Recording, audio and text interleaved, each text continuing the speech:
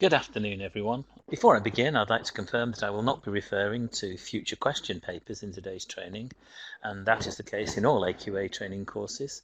Can I also emphasise that specimen question papers and mark schemes, as well as student exemplars, are also freely available to all teachers via the AQA website. Just a couple of things about myself. I've worked for AQA for many years in a senior examining capacity, but it's as a presenter today that I happen to be working for them. And before we start, Sarah mentioned things about polls, and I'm going to ask Grace to put up 3 polls at the very start. If you could just have a go at answering these. They're not difficult, just asking you which type of school or college you're in, what's the best way to describe your teaching experience, and also something about whether you're on your own or whether you've got colleagues with you today who are listening. It's quite interesting for me, if not for no one else, and I think AQA like to see these the results of these polls, which will be broadcast in a moment or two, so that you'll be able to see them. It also gets you into the habit of doing a poll. There'll be a couple of polls a bit later on, and it's quite a good practice, I think, to get used to just hitting the right button. If Grace is going to show those results now, you can see for yourselves what kind of sort of cross-section we've got here. They're mostly from 11 to 16 or 18 schools, as I would expect. Obviously, different people from NQTs to heads of department, and some people, vast majority, are on their own, but some have got colleagues with them. If we can go back to the main PowerPoint now, Grace, that would be great. Thank you very much. So, please note that all information on assessments was correct at the time of delivery, and schools and colleges will be notified of any changes. For the latest information on your subject, please visit aqa.org.uk, and you will be able to download everything used in this training as soon as we finish. And Inset Online will tell you how to download this. So don't worry about anything in advance, because you'll see everything that we've done today, all the materials, when you're able to download them at the very end. And a reminder as well that the session is about the speaking endorsement and not the arrangements for 2021 series more widely. So bear that in mind, please. And if we look at the overview, I'll be talking about all the things here, all these bullet points. But the session is all about building confidence in accurate assessment for the speaking endorsement. And can I reiterate that there will be a slot at the end for questions, which you can type into the box, the question box, but they won't be dealt with until the very end, when I'll shut up for 10 minutes while the people who are with us from AQA today in the background can deal with your questions by typing out answers. Anything that they don't cover will be sent on at a later date, and that will only happen if we run out of time for questions at the end or for answers to the questions. So let's begin. So we're going to be talking about the arrangements, obviously, for the speaking endorsements for 2021 for this year. And the first thing to say, of course, is that these arrangements are for this summer only. So in 2021, speaking won't contribute to the 9-to-1 grade that the students get. That will be based, obviously, on teacher assessments that you'll make yourselves for the other 3 skills, listening, reading, and writing. But students will be awarded a speaking endorsement level, which will be one of the 4 things that are listed there: pass, merit, distinction, or not classified. And the endorsement level for speaking will appear on the student's GCSE certificate alongside the 9-to-1 grade, which is based on the other 3 skills. The last bullet point is really important. There is absolutely no requirement for centres to record performances of speaking work, or indeed retain evidence to support the level awarded, as there will be no moderation or verification of speaking levels by exam boards. So this isn't just AQA, this is for all the exam boards. And also, I think it's worth mentioning that this not classified, which is below the pass, or it may be that you were unable to allocate a level. Teachers decide the speaking level based on working class, and obviously sometimes this is now remote learning or online learning, using common assessment criteria. Now, these common assessment criteria, which we will come to in a moment or two, were produced by Ofqual, and for all boards it's the same. So there's no formal exam, and it's not expected that teachers will do a single assessment. That's more for private candidates, although it is possible to operate that, and we'll talk about that later. Ofqual really expect assessment to be part of the teaching and learning. So obviously speaking skills can be assessed remotely, as they almost certainly will have to be for at least a period of time. And as speaking skills are assessed through classroom activities rather than a formal exam, students are allowed to use notes, cue cards, dictionaries, any resources really, and any preparation time is up to you as the teacher. Remember, our aim and our focus is on providing students with the chances to show the aspects of the criteria at the different levels that we're going to have a look at in a bit more detail soon. So you can use exam materials from a previous series, such as the photo card, role plays, or you can design your own tasks. You can have the conversations, obviously, that you might have had if you'd been doing a formal exam. If you prefer, a single assessment may be conducted. This is much more likely to be the case for private candidates, or for students indeed taking a language which is not taught within the school. But remember, if you choose to do this, any single assessment must meet all of the requirements of the assessment criteria. In addition to that, one of the things that I would say is make sure that it covers all the rules as well that we're going to look at for the type of activities and the number of activities that there has to be. Okay, so let's look at how you will submit these levels, and we'll have a look in this in a few seconds as well at the centre declaration forms.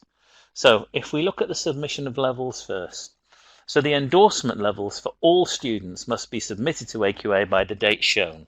Can I say that these dates are accurate as of at the moment, but obviously they might change, and any changes you will be able to access from AQA.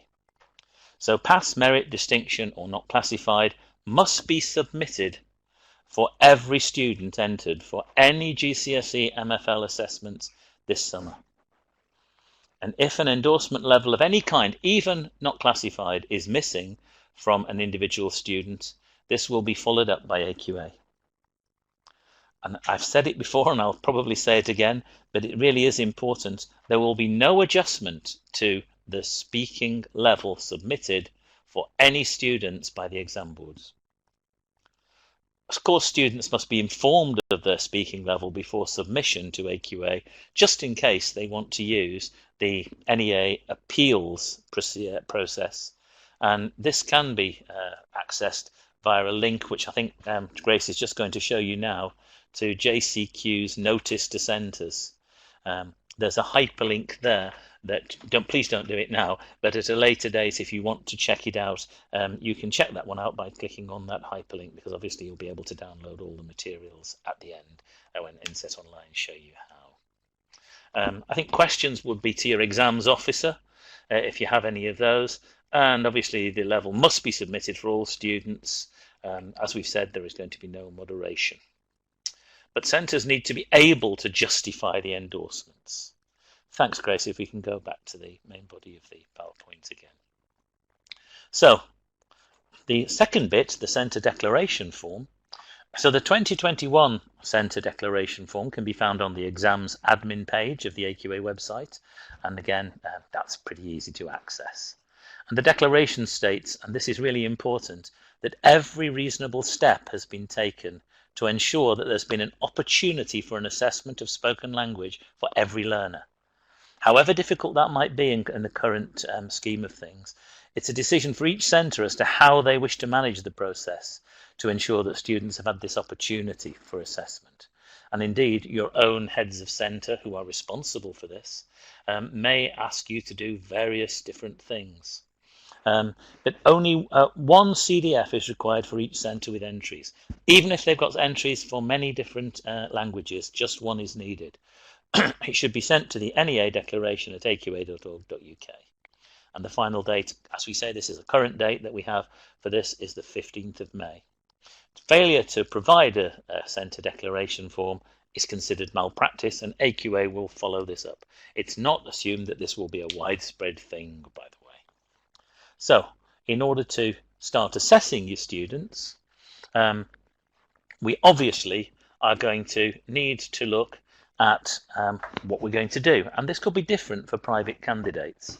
So private candidates and students learning a language which is not taught at a school can access speaking endorsements in 2021. Now, the arrangements for private candidates and students entered for languages not taught in schools or colleges are subject to the outcome of the Ofqual and the DfE consultation, which closed a few days ago on the 29th of January. And whilst we have info on the AQA website about how such students can access the speaking endorsement, it's not clear at this stage what the arrangements are for the other 3 skills normally assessed by externally set and marked exams. As soon as we have that further information, we will obviously from AQA share it with you. So schools and colleges entering private candidates and or their own students in this language they don't teach must inform AQA in advance, and there's an email address there in bullet point number 2.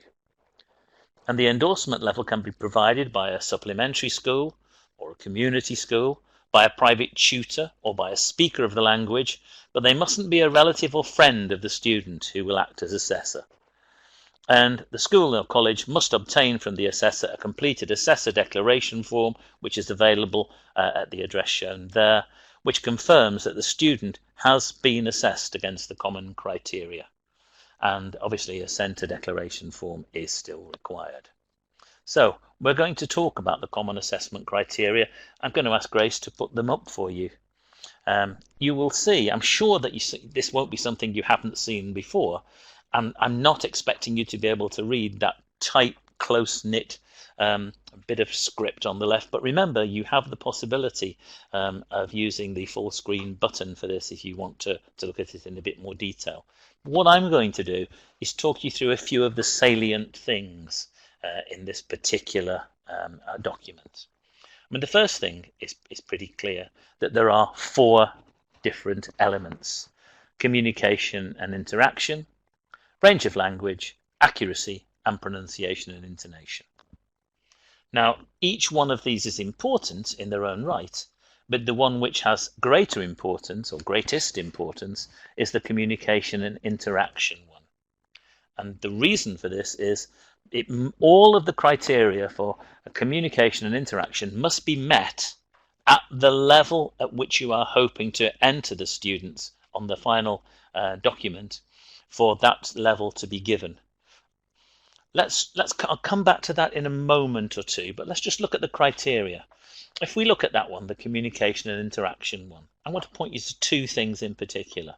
One, the gradation that there is between pass, merit, and distinction in the first bullet point.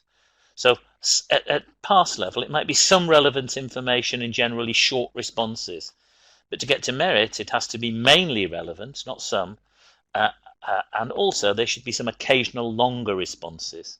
And then for distinction, communicates detailed and relevant information in extended responses. One other thing I would like to point out to you there is the 3rd bullet point, and this is true for pass, merit, and distinction.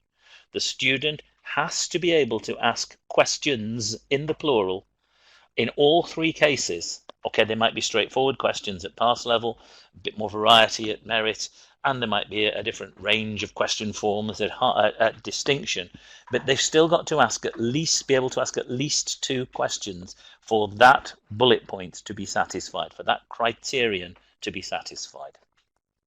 If I move along to range of language, for example, just going back to that first one, the communication and interaction again, because of the idea that they need to ask questions, it might not be appropriate then to use 2 role plays or something like that, unless there is a possibility of asking questions within the role plays that you've set the students to do.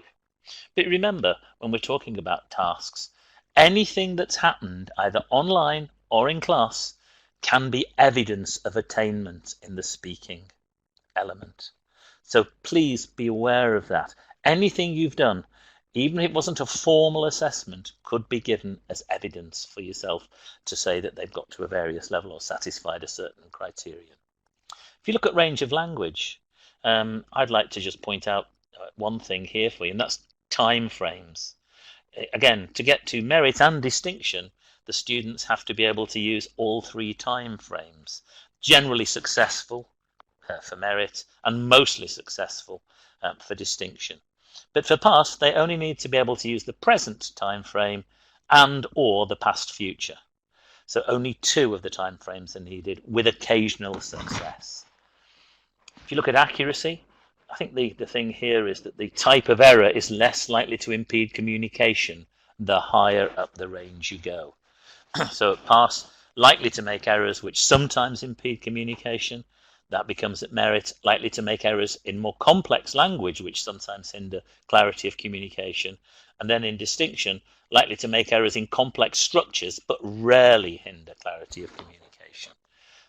And the final one, the pronunciation and intonation, I would highlight perhaps the amount of native language interference. And that is something which, again, it gets less the further up the range you go. So there may be frequent native language interference at pass level, some at merit, and only isolated native language interference in the clarity of communication and pronunciation and intonation when they get to merit level. Thank you very much for that, Grace. If we can go back to the main body of the PowerPoint again. And what we're going to look at now is just a couple more things that I touched on, but I want to come back to. So the criteria do not relate to specific tasks, but are designed to be used across a range of contexts, purposes, and teaching situations to judge each student's speaking level during work completed in class. Remember, anything completed in class or online is relevant and can be used. There are four aspects, we've just seen them. And the criteria are not intended to be a mark scheme, but have been devised to provide an overall description of a student's performance, covering different aspects at a particular level by the end of the course. So this is really, really important as well, because when we look at the common assessment criteria, it's going to be pretty obvious that students make progress during the course of the specification that they're doing, and they may very well be able to achieve more difficult ideas and satisfy the more difficult criteria the further they get down the course. Obviously, we're looking at mostly year 11s here. I realise there'll be some that are in different year groups and still being entered at this stage, but mostly it's that. There'll be some examples of things that we can look at coming up soon, because I'm going to suggest that you might want to use a checklist, which will come a bit later on, to help you and your students see what their progress is throughout the course.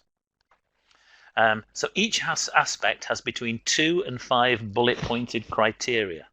So you will see, for example, that the communication and interaction has got more than the others. That one has got 5 bullet points. The others only have 2 or 3. So in order to reach a level, whether it be pass, merit, distinction, all of the bullet-pointed criteria within that aspect must be achieved. And a communication and interaction is mandatory at the level to be awarded. I tried to mention that a bit earlier, but perhaps I'll say something more about it now.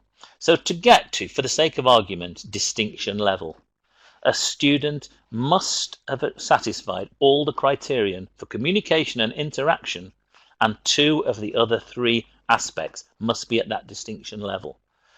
The third of those extra 3 could be 1 level below that, so in this case it would be a merit if we were looking for distinction, for that to be awarded. So a student who achieves all the criteria for communication, interaction, range of language and accuracy, but only gets to a full merit, satisfies all the criteria for merit for pronunciation and intonation, could still be awarded a distinction.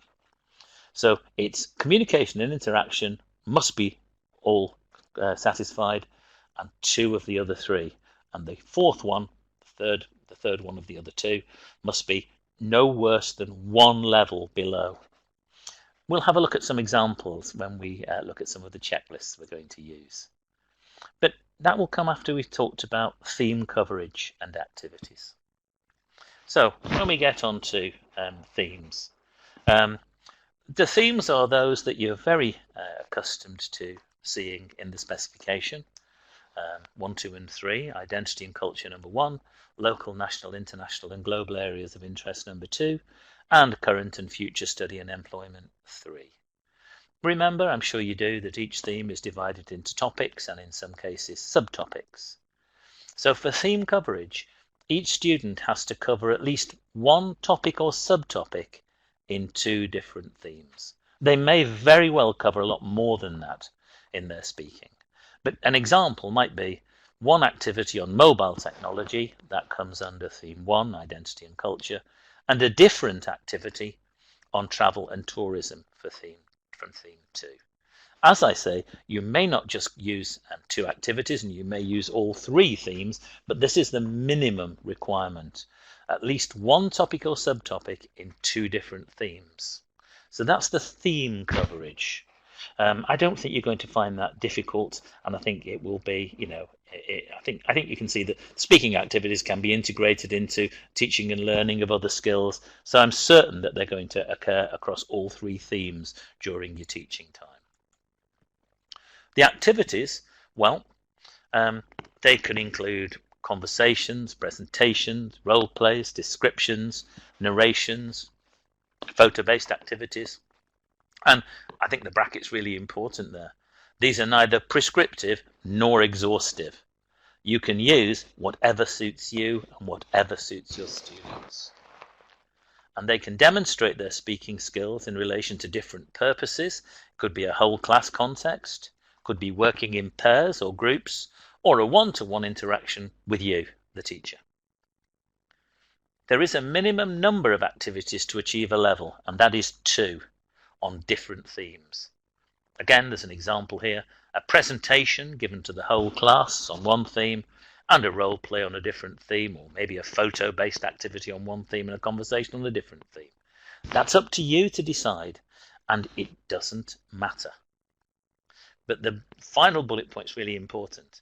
For all 3 levels, students must have this opportunity to ask at least 2 questions to meet this requirement. So task chosen must facilitate this. It's not 2 questions in each activity, it's 2 questions in total at least over the 2 activities or however many activities you decide you're going to do if it's more than 2.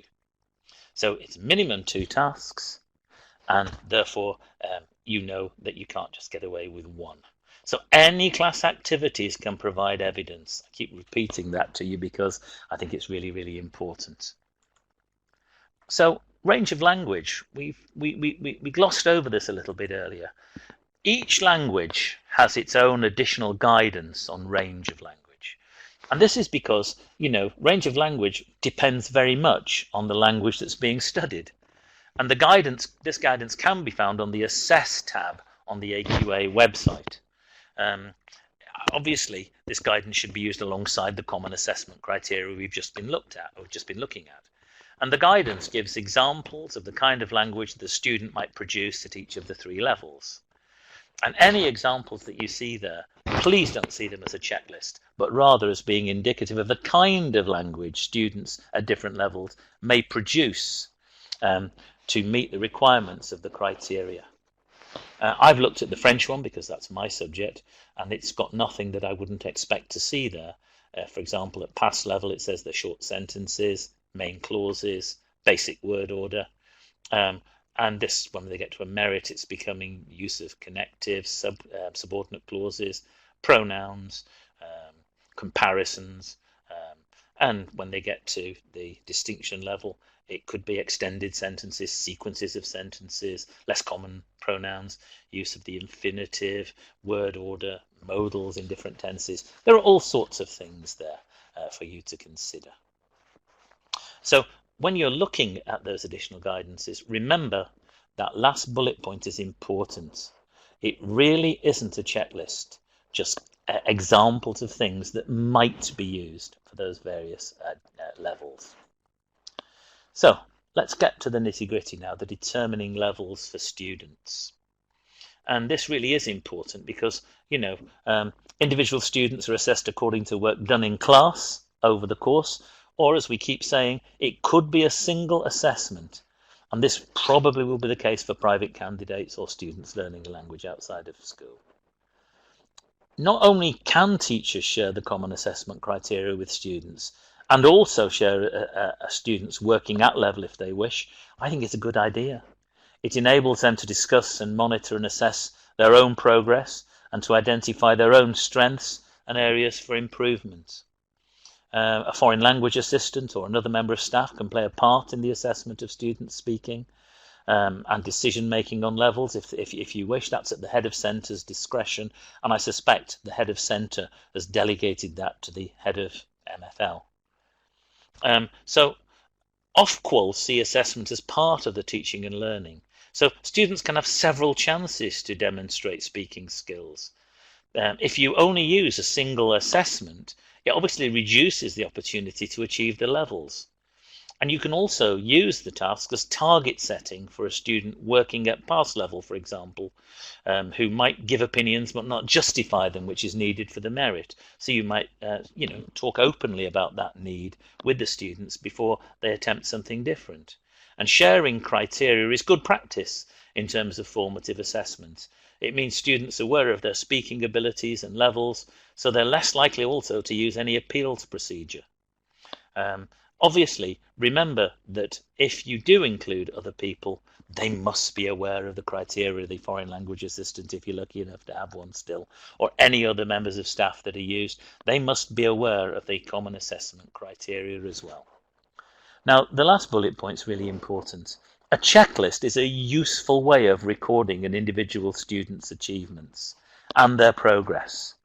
And AQA has produced what I consider to be a fantastic checklist, and certainly it's something that I would use if I had students being prepared for the exams this time round and the speaking assessments this time round. But remember, although AQA is providing this, it is optional. You do not have to use a checklist. It is optional. I'm going to ask Grace if she would to put up the AQA checklist. If you haven't seen it before, I'm sure many of you have, it's worth me just having a look at it for a moment. I'm going to talk you through some of it. Again, this is the AQA version. You can make your own, but why would you when you've got such a good one here? I would use it, seriously. So obviously there's a place for a name and the final level in the box at the top. And then you've got the 4 criteria: the communication and interaction, the range of language, the accuracy, and also the pronunciation and intonation. Now, can I remind you here that this has been this has been produced. By the way, you can move this up and down. You've got the ability to scroll up and down. I'll be scrolling it down for myself in a moment because there's a couple of things at the bottom that are important. But it's written in sort of student-friendly language, and it's got the various criteria down the left-hand side. These are the bullet points that you see on the common assessment criteria. So information, opinions, asking questions, responses and interaction, and it tells the student and indeed you what they need to achieve in order for you to tick the relevant box at pass, merit and distinction level. Then there's shorter ones obviously for range of language, accuracy and pronunciation and intonation because they have fewer bullet points, fewer criteria on the actual common assessment criteria. Right at the bottom there are 2 other useful things.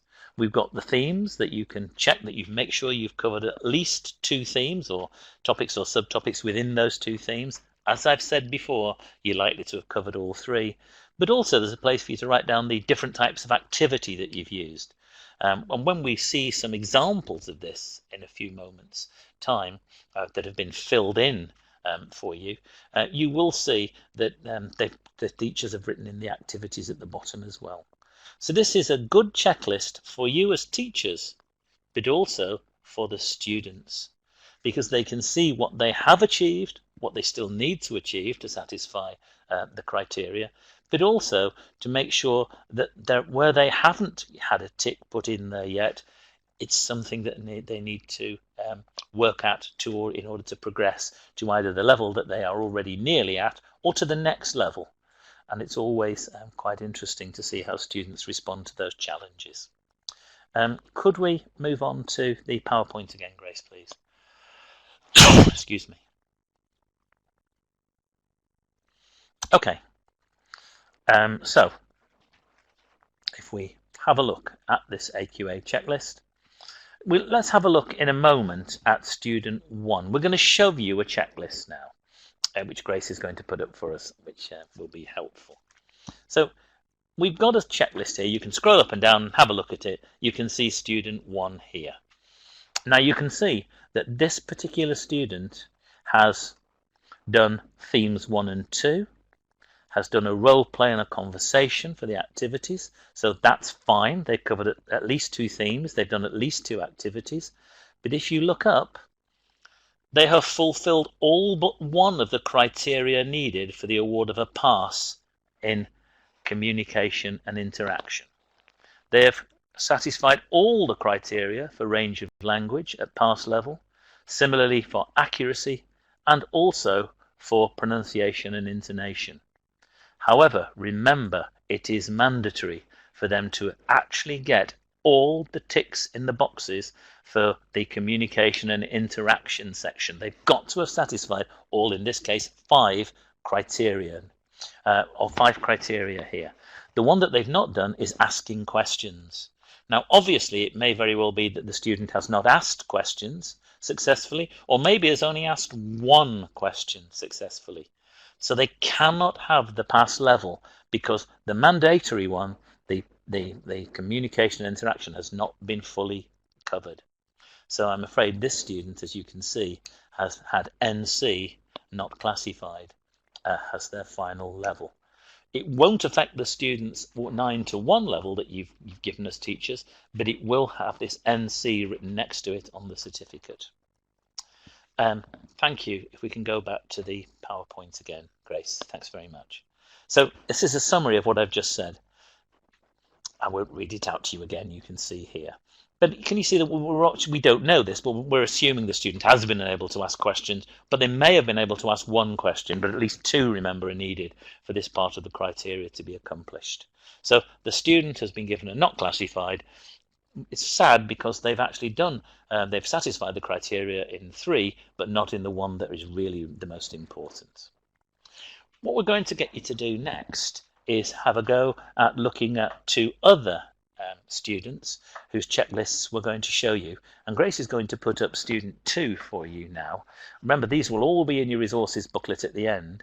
And if you could take 2 or 3 minutes to have a look at it, and then you've got the common assessment criteria there as well if you want to, and then have a go in the poll at deciding which level you would give this student.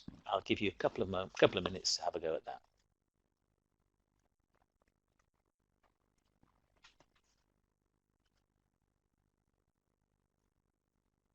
Remember, you can scroll up and down. There's no problems with that. You can also use the button to show it, make it bigger if that's what you wish to do.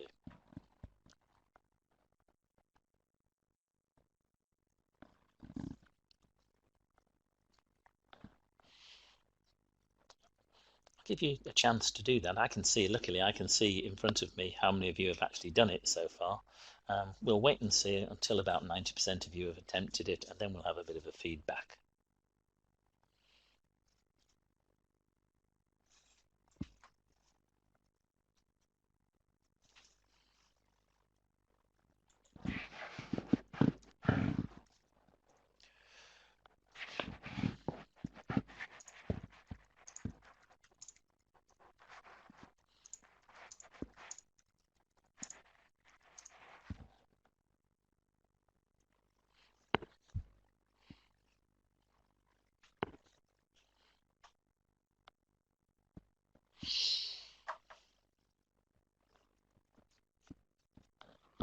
Okay, so I'm going to get Grace to publish the results of the poll for you so you can see what happened. And you can see, I'm sure, that most people decided that this student too should be given a merit. Some people have only said a pass. Let's have a look and see what we should have done. So the student fulfilled all of the criteria for merit as far as communication and interaction are concerned. Okay, and then maybe towards the end of the course, possibly, he or she began to show some features of the distinction criteria. However, only 2 of the criteria for distinction for communication and interaction were accomplished, so we can't give a distinction for communication and interaction. It's not possible. The student seems to have frequent problems with native language interference, which means that the pronunciation and intonation level has not been achieved at merit level, it's only been achieved at pass. Obviously, we can't give a distinction overall as the student hasn't met all the communication and interaction criteria, but we can give a merit because as the final level, because only one of the 4 aspects is 1 level lower than that achieved for communication and interaction. So let's go over it. Communication and interaction, everything has been satisfied to achieve the merit criteria. Range of language, everything has been satisfied to achieve the merit level. And similarly for accuracy. So that's communication and interaction and 2 others, fully done at merit level. The other one, the pronunciation and intonation, has only been achieved at pass level, but that's only 1 level below. And remember, if they're 1 level below in the 4th element, they can still get the merit in this case. So we've got 3 at merit level, one of which has got to be communication interaction, that's been done. And the 4th one, in this case, it's pronunciation and intonation, is at pass level. So the 96% of you who said it was worth a merit were correct. Hopefully the people who only gave it a pass can see now that they're allowed to be 1 level below in 1 aspect. As long as it's not communication and interaction, because that has got to be correct at that level. So merit was the correct answer. We just do a little check at the bottom. Have 2 themes been covered? Yes. And have they done at least 2 activities? The answer is yes. Therefore, merit is correct. We're going to have a look, I think now, Grace, if you can, at student 3. And if the delegates can be allowed to scroll up and down again. I'm going to ask you to do the same again. Perhaps you don't need quite so long because you've got into the hang of it now. And then make your decision again. Is it not classified, pass, merit, or distinction for student 3? Again, as you're scrolling up and down, I can see how you're getting on, and I can see how many people have actually voted in the poll. When it gets to, say, to about 90% of you having completed it, I will give you the information. When you are able to download the stuff at the end, all the resources, there are 3 other samples. There are 6 samples examples in total. There are 3 others which you can have a go at sorting out yourselves, or with your department if you think it would be a good activity, or indeed with your students if you think it would be a good activity, and to see what levels you might award to them. They've also got detailed commentaries, so you'll know the sort of right answer if you see what I mean. If, Grace, you could broadcast those results now. I can see that everyone, 100%, have decided it's worth a distinction. Let's just check it. The student is working at distinction for communication and interaction, and in 2 of the other 3 aspects. It's range of language this time. It's the range of vocabulary that's not wide enough for distinction.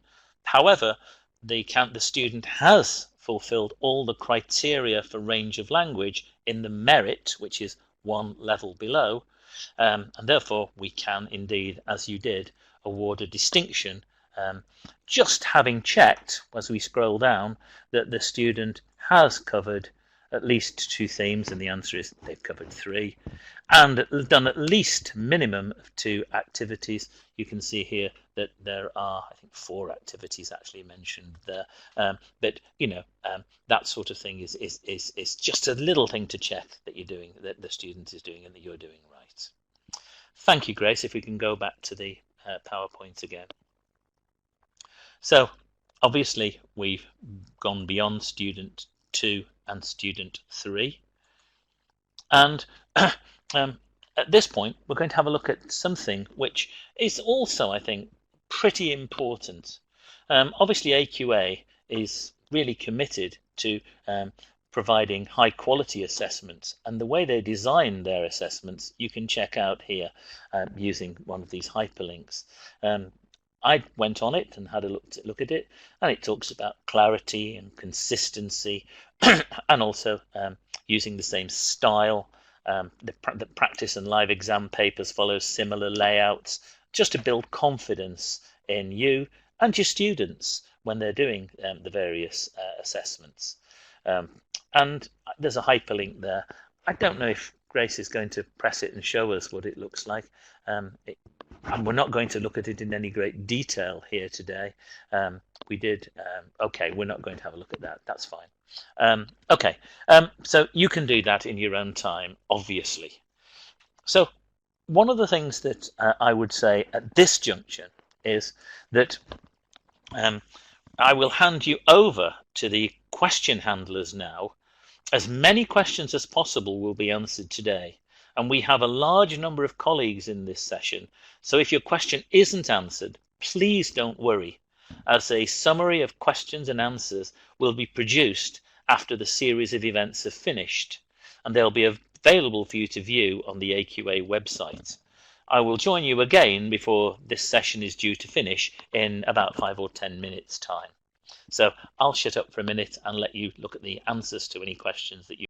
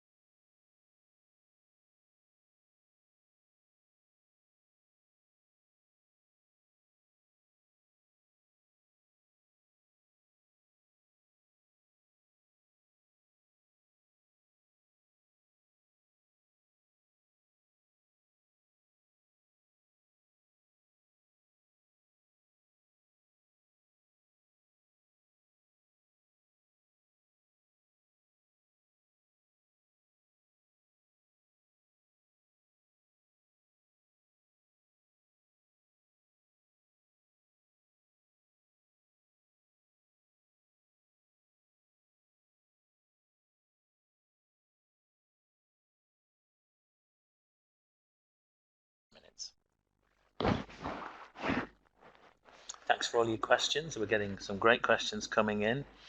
Keep these questions coming in. We'll do our best to answer as many as possible today, and remember that any that we don't answer today you will be able to see in a document that will be available to you later. I'll be coming back on in about 2 or 3 minutes time to complete the PowerPoint.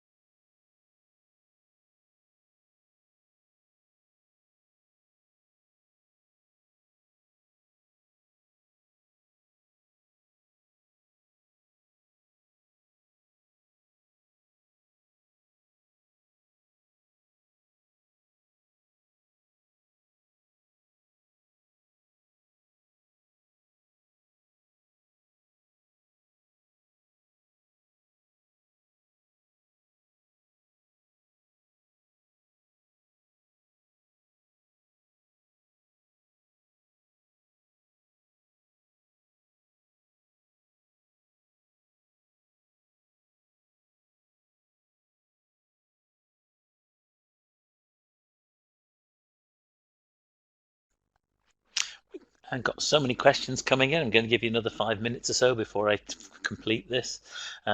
Again, so many useful questions. I think that if you haven't asked a certain question, be aware that other people might well have done that, and therefore listening to the answers to other people's questions, there might be questions that you'd never thought of. So just keep them coming in if you still need them. We've certainly got so many that it will take us another 4 or 5 minutes to complete those. I'll come back. I think there are a couple more slides, and then we'll finish well before the final 5 o'clock deadline.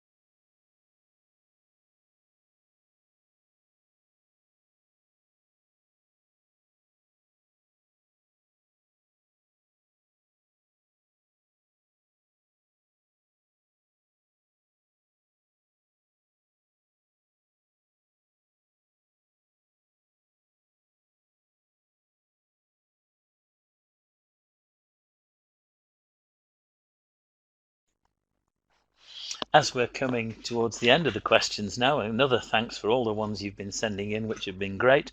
Hopefully the answers are what you would be expecting. But remember, it's really important for you to stay in touch. And AQA is a very friendly organisation, and they're always happy to support you between 8 AM and 4 PM, Monday to Friday, either by telephone or by email, or you can follow them on Twitter. Obviously, you have the site at aqa.org.uk, and remember to sign up to email updates on the language page of the AQA site. You can obviously always send messages to the MFL mailbox for questions. And I would say thank you for attending today, but also I would also like to say all the best to your students. I think as a teacher, and as an exam board, I think the really important thing for everybody is to wish all the best to the students, all the best to you as teachers, in what can only be described as circumstances that are, to say the least, very testing. So thank you for joining me.